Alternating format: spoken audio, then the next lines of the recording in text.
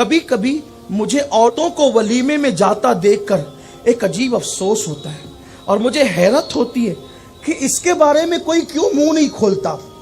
گلا پھاڑ پھاڑ کے تو سب کہتے ہیں عورتوں کا مزار پہ جانا حرام ہے، لیکن کبھی کسی نے یہ بھی کہا کہ ولیمے میں بھی جانا حرام ہے؟ مولوی اپنے اجتماع میں بیٹھ کے چیختا ہے کہ مرد جا رہے شرک کر رہے، عورتیں جا رہے شرک کر رہی۔ یہ جو بکواس کرتے ہو نا، تو ذرا کبھی اپنی جماعت میں اس کو بھی تو کہو۔ مزار پہ جانا کیوں حرام ہوا؟ آبرو کے تحفظ کے لیے نا۔ مسجد میں جانا کیوں منع ہوا؟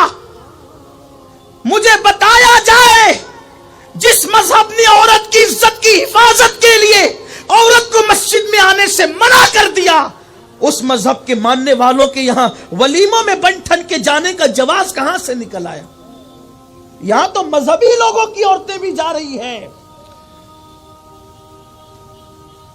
اب بات اگر کہی جائے گی تو برا سب کو لگتا ہے، مسئلہ ایک آپ ہی کو سمجھتا، اوروں کو نہیں سمجھتا۔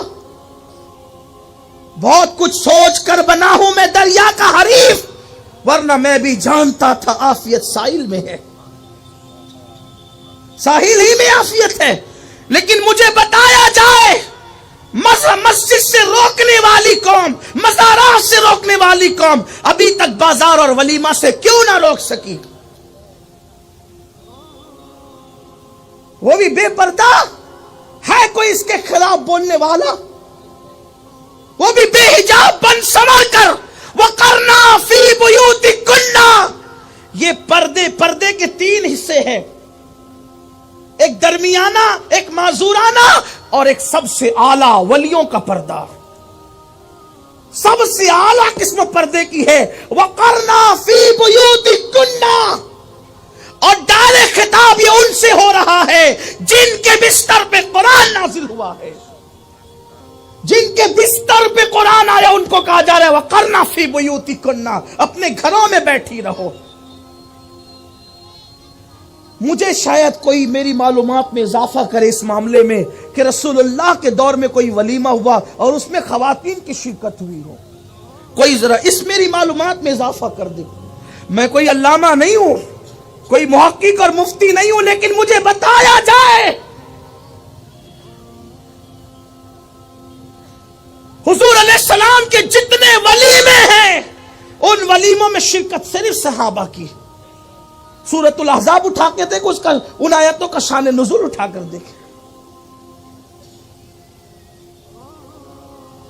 اور پھر چلیے اگر با پردہ جاتی تو کوئی گنجائش کی صورت تھی، لیکن بے نقاب بے حجاب بن سنور کر دن بھر بنتی ہے اور پھر جاتی ہے۔ پھر اس میں ہنسی ہے، مذاق ہے، خلط ملط ہے، بے پردگی ہے، پھر ویڈیو شوٹنگ ہے۔ ویڈیو شوٹنگ کرنے والے مسلمان بھی نہیں ہیں۔ مولانا سے پیر جی سے اپنی بیویوں کو، عورتوں کو، بہنوں کو، بیٹیوں کو چھپایا اور شوٹنگ کے نام پر اپنے گھر کی عورتوں کو ان کے سامنے بے نقاب کر دیا۔ اس قوم پہ لعنت نہیں برسے گی تو کیا ہوگا؟ لوگ کہتے ہیں ہندوستان میں مر رہے، پٹ رہے، یہ ہو رہے، ارے کیوں نہیں ہوگا؟ قدرت جب لعنت کر رہی ہے تو رحمت تم پر کون بھیجے گا؟ قدرت جس قوم پہ لعنت کرے رحمت کون بھیجے گا؟ آپ جانتے ہیں یہ جو ناجائز اور حرام تعلقات کی لعنت شادی شدہ اور غیر شادی شدہ لوگوں کے درمیان قائم ہوتی ہے، اس کا سب سے بڑا اڈا اس وقت شادیوں کی محفل بن چکی ہے، نکاح کی محفلیں بن چکی ہے۔ ایک گھر سنورتا ہے، ایک گھر سجتا ہے، ایک گھر بستا ہے، اور سینکڑوں گھر اجڑنے کی بنیادیں اسی ایک بسنے والے گھر کے درمیان پیدا ہو جاتی ہے۔ اس کا ماتم کون کرے گا؟ اس حق پر اعلان کو ممکن ہے عورتیں برا مانتی ہوگی کہ اب ہم نے ولیمے میں جانے سے بھی روک دیا، ممکن ہے آدھی ادھوری تقریر کاٹ کے کوئی اس کا بھی مذاق بنائے، لیکن میں کہتا ہوں پردے کی پابندی کے ساتھ تو میں کوئی کلام نہیں کرتا، لیکن بے پردہ،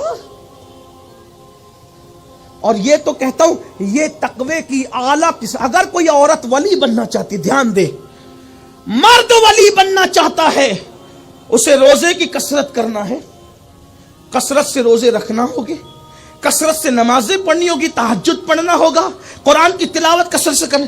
عورت کو اگر ولیہ بننا ہے اسے کوئی نفلی عبادت نہیں کرنا، صرف فرائض واجبات کی پابندی کے ساتھ اپنے گھر کی چار دیواری میں یہ سوچ کر کے قید ہو جانا ہے وَقَرْنَا فِي بُيُوتِكُنَّ، اللہ اس کو اسی وقت مقام ولایت عطا کر دیتا۔ اس لیے کہ اللہ کے رسول نے فرمایا، المعجم الکبیر کی روایت ہے، اللہ کے رسول نے فرمایا عورت سب سے زیادہ اس وقت اللہ کے قریب ہو جاتی ہے جب وہ پردے میں ہوتی ہے، اور قریب ہونے ہی کو تو ولایت کہتے ہیں۔ ولایت اور کس چیز کو کہتے ہیں؟ قریب ہونے